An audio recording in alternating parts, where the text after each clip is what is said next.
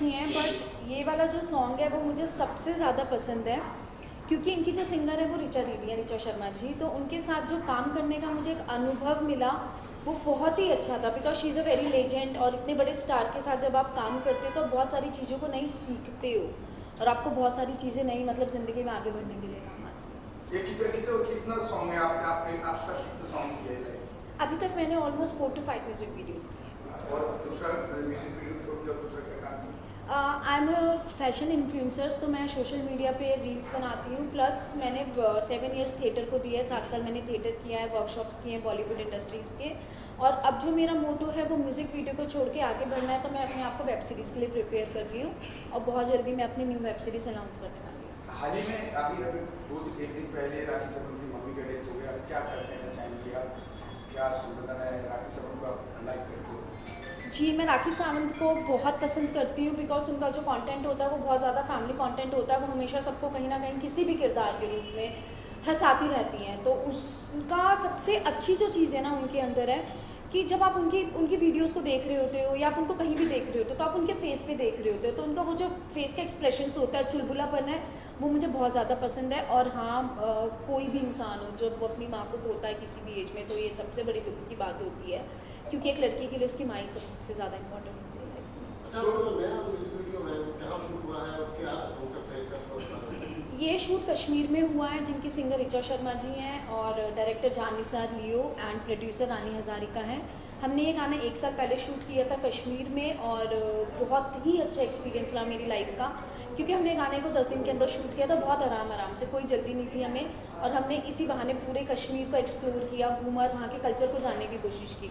तो एक चीज़ मुझे बहुत मतलब जब मेरे पास इस म्यूज़िक वीडियो का ऑफर आया था तो मेरी फैमिली ने मुझे मना कर दिया था कि नहीं रिद्धि वहाँ कश्मीर नहीं जाना, बिकॉज जनरली फैमिलीज़ के दिमाग में रहता है नहीं कश्मीर जा रहे हैं, वहाँ के लोग पता नहीं कैसे होंगे, या वहाँ पे बमबारी होती रहती है, गोलीबारी होती रहती है। बट ऐसा सच में कुछ नहीं था। जितने ज़्यादा प्यार मुझे कश्मीर में लोगों से मिला ना, जितने ज़्यादा वो लोग स्वीट है, इतने मैंने ऑल ओवर वर्ल्ड में कहीं पे भी लोगों को नहीं देखा। दे नो हाउ टू दे the hospitality, they know the culture, they follow each and every sweetness kindness with core of the heart.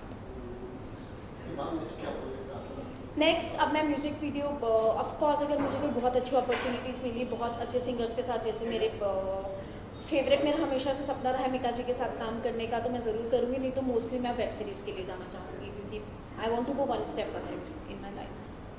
वो सिंगर कौन है इसमें? ऋचा जी, ऋचा शर्मा जी। हाँ जी। तो क्या एल्बम का नाम है? एल्बम का नाम है वे दिल जानिया। पंजाबी? नहीं, इट्स अ हिंदी सॉन्ग। और ये सॉन्ग दीदी जो हैं उनके बहुत ही करीब रहा है ये सॉन्ग, क्योंकि उन्होंने खुद ही कंपोज किया है और उन्होंने शूट को बहुत दिल से किया है और बहुत ही प्यारा सॉन्ग है गाइस, तो प्लीज़ जाके ज़रूर देखिएगा, क्योंकि उसमें जो एक एक शॉट लिया गया है वो बहुत ही खूबसूरत है, बहुत ही नज़ाकत के साथ लिया गया है। और मतलब शूटिंग के दौरान ऐसे कुछ घटना है कि मतलब जो आप बोलना चाहेंगे? हाँ, मुझे जब मैं वहाँ पे पहुँची कश्मीर में और एक रूम में ऋचा दीदी थी, तो मुझे बहुत डर लग रहा था। मतलब मुझे ऐसा लग रहा था कि मैं कैसे जाऊँगी, उनसे कैसे बात करूँगी। और तो बट जब मैं उनके पास गई और मैंने बहुत प्यार से जाके एकदम उनके फीट को टच करके बोला हेलो दी, तो उन्होंने मुझे ना एकदम से गले लगा लिया, तो मैं इतने कंफर्ट जोन में आ गई। और जो सबसे टची मोमेंट था वो ये था कि सुबह सुबह मॉर्निंग में ना मुझे उस ऐसे ब्रीड्स बनाने थे अपने बालों को, जो मेरा लुक था। अब मुझे बिल्कुल नहीं पता था कि कैसे मैं ब्रीड बनाऊँ, तो ऋचा दीदी ने मुझे अपने पास बुलाया और मेरी उस ब्रीड बनाने में मुझे हेल्प की। और बहुत ही प्यार से, मतलब इतने प्यार से उन्होंने बच्चों की तरह हमें ट्रीट किया, तो हमें कहीं भी ये फील नहीं हुआ कि हम अपने किसी सीनियर के साथ काम कर रहे हैं। मतलब इट वाज लाइक कि हम अपने घर के अंदर एकदम फैमिली कंफर्ट जोन के अंदर काम कर रहे हैं। तो दूसरा आप बोलने में माहिर हो और आप डरती नहीं हो, लेकिन जिस तरह से राखी सावंत और जिस तरह से शर्लिन चोपड़ा का विवाद चल रहा है जी। तो क्या कहना चाहेंगे कि शर्लिन अभी फिलहाल पठान मूवी का विरोध कर रहे हैं, तो वो हर चैनल पे बैठ के पठान मूवी का विरोध कर रहे हैं कि वो बोलते हैं कि ये धर्म हमारा है, ये धर्म हमारा है, क्या देखिए एक्चुअली कैसा ना, उनका खुद का तो कुछ भी नहीं है, वो खुद की खुद नहीं है पहले, क्योंकि वो खुद ही डिसाइड नहीं कर पा रहे उनको करना क्या है। 5 साल पहले वो सनी लियोनी से खुद को कंपेयर करती थी, उनको लगता था कि वो इंडिया में सनी लियोनी की कंपैरिजन में उनसे टॉप की जाएंगी, बट वो नहीं कर पाई। फिर उन्हें कुछ नहीं मिला तो उन्होंने राखी सावंत जी को पकड़ लिया और वो राखी सावंत जी की बोल्डनेस पे कहती हैं, बट कभी उन्होंने अपने किरदार को देखा है? तो मैं उनसे यही बोलना चाहूँगी कि पहले ना आप अपने अंदर झाँको शर्लिन जी, आप क्या हो। और मतलब बोल्डनेस की एक हद होती है, ठीक है, आप करते हो, आपकी चॉइस है। जब आप खुद न्यूड हो सकते हो कैमरे के सामने, तो आप किसी और के ऊपर किस हक से उंगली उठा रहे हो? आप पुलिस स्टेशन जाते हो लोगों की कंप्लेन करने, और आपकी एक वीडियो मैं देख रही थी, आप झूठ परसों आप पुलिस स्टेशन के बाहर खड़े होकर पुलिस स्टेशन में मतलब आईओ के ऊपर भी आप उंगली उठा रहे हो, और वहाँ पे आप बोल रहे हो अरे ये मेरी कंप्लेन नहीं ले रहे हैं। आपने अपना मेकअप देखा उस टाइम पे, या आपने अपने झुमके देखे? अगर आज मैं प्रॉब्लम में हूँ ना, और अगर मेरे साथ सच में इतना कुछ घटना हुआ है कि जिस चीज़ को मैं सह नहीं पा रही हूँ या मेरे साथ अत्याचार हुआ है, तो सॉरी बॉस, मैं तो मेकअप करके और झुमके पहन के पुलिस स्टेशन नहीं जा सकती, बिकॉज हम मेकअप तब करते हैं जब हम खुश होते हैं। हमारे घर में कोई डेथ हो जाती है या कुछ इस तरह की ट्रेजेडी हो जाती है कि जो दुखनीय होती है, तो उसमें मुझे नहीं लगता कि कोई मेकअप कर पाएगा, एटलीस्ट मैं तो नहीं कर पाऊँगी। तो जिस तरह से पठान मूवी का विरोध कर रहा है, तो क्या मतलब एक दीपिका पादुकोण को मैंने गंदी शूट किया? मतलब आपने अपना कतार गाना देखा है? आपने तो आई थिंक वो गाना डिलीट भी कर दिया, क्योंकि जब आपकी कतार की शूटिंग हुई थी मेरे पास उसका लिंक आया था जिन्होंने आपका गाना शूट किया था, and I was really shocked. आप पूरा न्यूड होके ऐसे मिल्क को लेके अपने ऊपर डाल रही थी शर्लिन जी। आपको पता है, जो उस दिन से मैंने चाय पीनी छोड़ दी कसम से। मेरे को दूध से नफरत हो गई जब से मैंने देखा। हमारे हिंदू कल्चर में जो दूध होता है ना, उसको शिव जी के ऊपर चढ़ाया जाता है, और आप ऐसा मटका लेके ना न्यूड होके ना अपने ऊपर डाल रही थी। वो क्या था? उनसे तो कहीं बेहतर है दीपिका जी से तो, और आप किसी से तो खुद को कंपेयर करो मत, क्योंकि अब आपके पास काम नहीं, आप मार्केट से आउट हो गई हो, तो आपको लगता है चलो मैं इसके बारे में बोल के कंट्रोवर्सी में आ जाऊंगी, मैं उसके बारे में बोल के आ जाऊंगी, और हर कदम कदम पे एफआईआर। एक काम करो ना, पुलिस स्टेशन अपने घर ही खुलवा लो, घर के बगल में। मैं तो कहते पुलिस स्टेशन खुलवा लो, तो आपको आने जाने के लिए भी टाइम नहीं होगा, और फिर वहाँ जाके आपको मीडिया को बुला के इन चीज़ों को हाईलाइट करने के लिए भी नहीं होगा। और आप ये बोलती हैं कि अरे मेरे साथ इतना अत्याचार हो रहा, तो आम लड़कियों के साथ तो पता नहीं क्या क्या होता होगा, मैं एक सेलिब्रिटी हूँ। तो पहली बात, आप सेलिब्रिटी नहीं हैं, आप सिर्फ कुछ स्टंट कर रही हैं जिनसे आप सेलिब्रिटी बनना चाहती हैं, बट आप नहीं हैं। और प्लस आपका आज तक मतलब कामासूत्र 3D में भी आप न्यूड थी। मैं आपकी कोई भी चीज़ फैमिली के साथ तो छोड़िए, अकेले में भी देखना पसंद नहीं करती। और राखी जी को तो मैं अपनी फैमिली के साथ बैठ के देखती हूँ, क्योंकि उनसे ना मुझे एनर्जी मिलती है, हंसने का मौका मिलता है। वो चुलबुली हैं। अभी लास्ट ईयर आई थिंक जब वो बिग बॉस के गेट के बाहर सुपरमैन बन के खड़ी थी कि नहीं राखी जी कि मुझे बिग बॉस ले लीजिए, बिग बॉस ले लीजिए, तो वो हंसाती हैं, वो इंटरटेन करती हैं, और वो जैसी अंदर से वैसी बाहर से हैं। वो आपकी तरह नहीं है कि ऐसे ऐसे करके वो अंदर से कुछ और हरकतें कर रही होती हैं और बाहर वो कुछ और किरदार निभा रही होती हैं। मैंने कभी राखी जी को डेली लाइफ में न्यूड कपड़े पहनते हुए नहीं देखा, मैंने कभी राखी जी को ओपन क्लीवेज पहनते हुए नहीं देखा। आप तो उस चीज़ से भी नहीं सक्सेस पा रही हो। आप सनी लियोनी से कभी कंपेयर करती हो, कभी आप दीपिका जी के बारे में बोलने लग जाती हो, कभी आप शाहिद खान जी के खिलाफ जाके एफआईआर करती हो। आप हो कौन?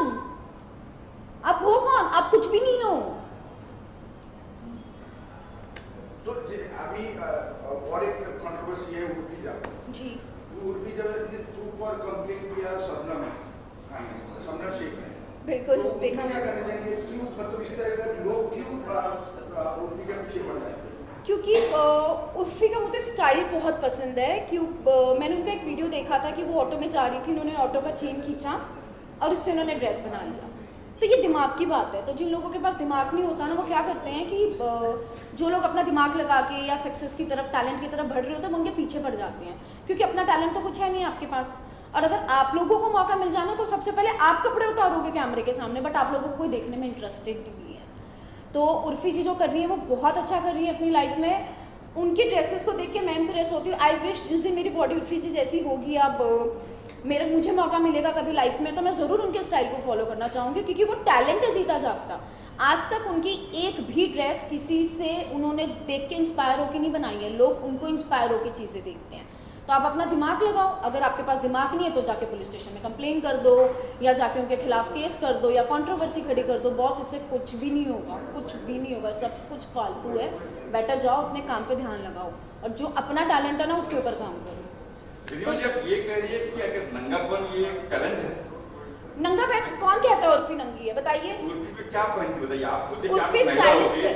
आप एक महिला हो, क्या बताइए कि इस तरह के ड्रेस पहनना हमारी ये आपकी सोच का फर्क है। हाँ? संस्कृति, व्हाट इज संस्कृति? ठीक है, मानता हूँ, इतने कम कपड़े कपड़े आपने दूसरी एक्टर्स को देखा है? मैंने आज तक उर्फी जी का एक भी बॉडी पार्ट नंगा नहीं देखा, एक भी वीडियो में। उसे स्टाइल कहते हैं। हम अपनी सोच से नंगे हैं, तो प्लीज अपनी सोच को बड़ा कीजिए। छाती पर सिर्फ मोबाइल पे कवर लगा देना या फिर कुछ एक बिस्किट तो लगा छाती पर ब्रा पहनने से भी तो कवर होता है, उसको आप न्यूडिटी नहीं मानते।